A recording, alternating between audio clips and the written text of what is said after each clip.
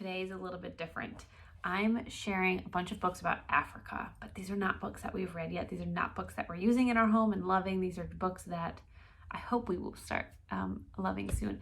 We're doing homeschool with my daughter here, and a part of that program that we're doing, Gentle Classical Preschool, which you can find out way more information about on my Instagram at Kayla_Rochelle_photography. I'm always sharing some things over there. Part of the program features a country that you kind of learn more about each quarter. And I decided the country we're going to be starting to talk about is Nigeria, but we're going to expand it and do the whole continent of Africa and read stories about African traditions, learn a little bit more about the history over in Africa, the animals that live there, the geography of the continent.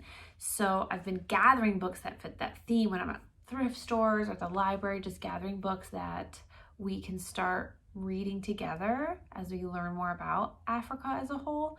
But these are not books that we've read yet because we haven't yet started. So before I even start using these in my home, I wanted to share with you this list.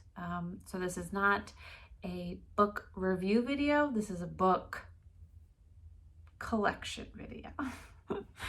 First things first, this is a nonfiction book I got from the library titled Africa. This is from the 7 Continents unit. It is all about the different nonfiction things about Africa. The land and climate, plants and animals, the peek at the past, Africa today. This is the book that we will sit down and read together. That's just about what is Africa, where is Africa, what does Africa look like, who lives on Africa. Just fact forward, which is how we're going to start this, right? This is how we're going to introduce this idea of this continent of Africa and some of the history. I think it's so important to have a book like this kind of handy as a reference point, especially my daughter's 4, so I'm reading these things to her out loud. I like to keep a book like this. I'll probably keep renewing it as long as the library will allow me to, so I can have it on hand. So if we have any questions or we're kind of curious about something, I can pull it up, look at the maps, see what information's in this book. So a basic foundational starting point, a book from Scholastic called Africa. I've gathered a bunch of African, well, I guess 3.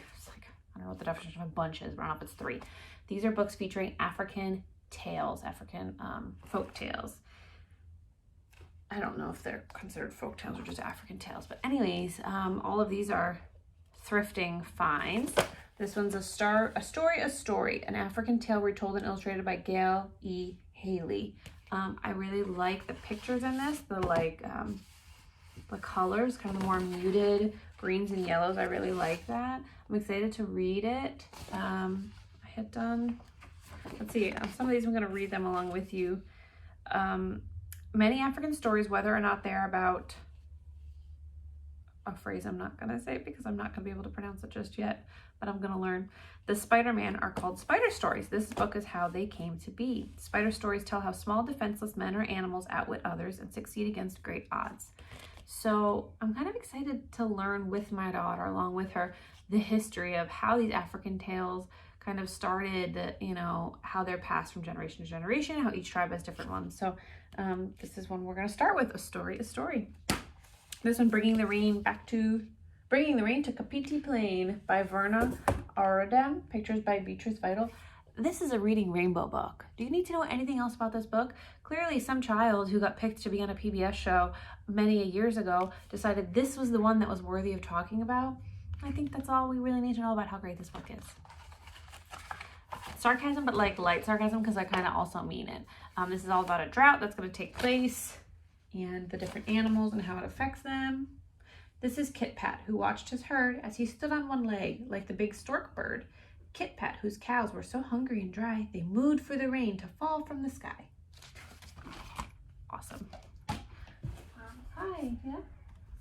There's a paper pot. Okay, I'm going to be down just a minute, okay? I'm going to finish making my video. Okay, honey? But the yak I talk, but the little bit more I would put it for you. Oh, you're so sweet. I'll be down in like 5 minutes. Fali, this is about the migration of this boy, his donkey, and their tribe from one part of Africa to another. Bamako is a very large city and the capital of Mali, a country in Western Africa. Amadou's family has settled around a cove and had lived and worked together in the same spot for many years. They were of the ancient Bozo people, the fishermen of the river, and the legend says that they had moved from Egypt to Ghana 5,000 years ago, and from there up to Mali. So this is going to be a longer form. We're probably going to read this one over the course of a bit of time. This is going to be a fun one. I picked up these 3 books from Usborne. These are all early readers. These are all African tales. This is called The Little Giraffe, and these 2, Anansi and the Tug of War, and Anansi and the Bag of Wisdom.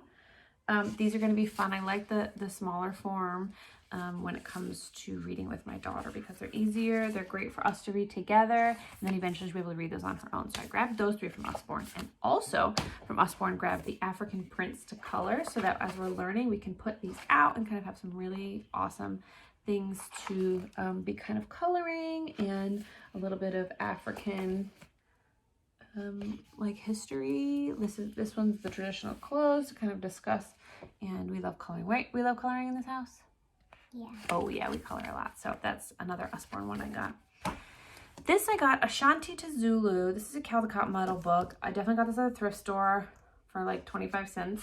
And it's every letter of the alphabet is sharing about a different African tribe. So a lot of information is going to be in this one.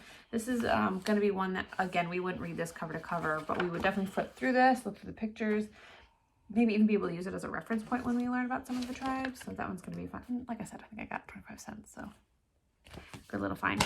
7 Spools of Thread. This one's actually a Kwanza story. So while it's actually going to be about the American holiday of Kwanza, but about the history of it, which is based on African principles. And so that's why I got this. We wanted to learn more about Kwanza, and this is a great starting point. I actually, reading it this December, had learned so much about Dr. Karanga, who is the one who created the idea of Kwanza and started sharing it. And this is the story in which the 7 spools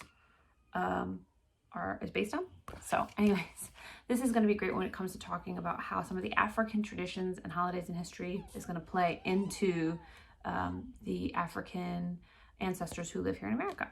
And then I've got 2 autobiographies we're going to read. Peaceful Protest, the life of Nelson Mandela. So just going to be an autobiography. This one is by Yona Zeldis McDonough, illustrations by Malka Zeldis.